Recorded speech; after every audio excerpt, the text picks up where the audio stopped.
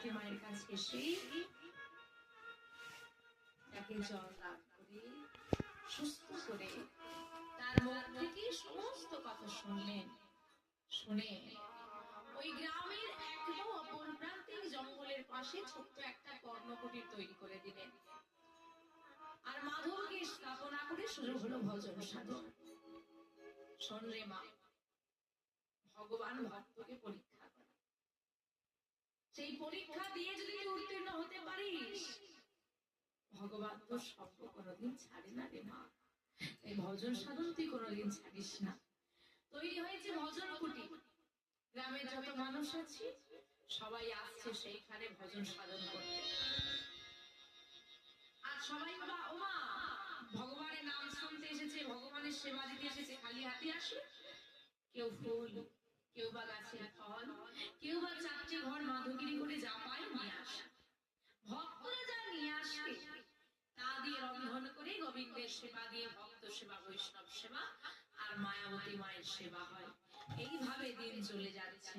ও মায়েরা, তা বলি এই যে তোমরা কীর্তন শুনতে এসেছো, এই এখন একটা বিশেষ সময় চলছে। কি সময় গো?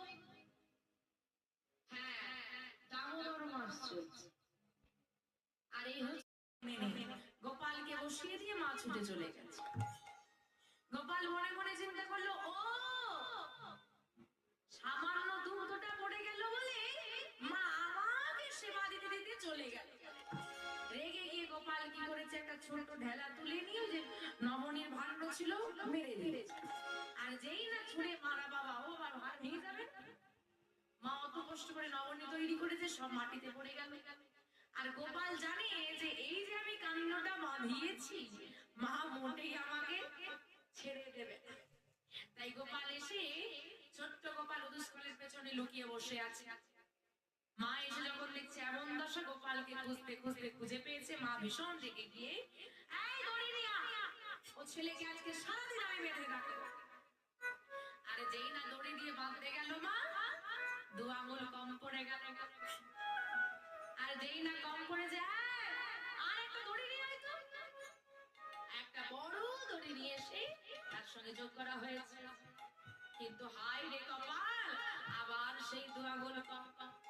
ও ছলনা হচ্ছে আমার সঙ্গে, দাঁড়া দেখাচ্ছি মজা। এই আরো দড়ি।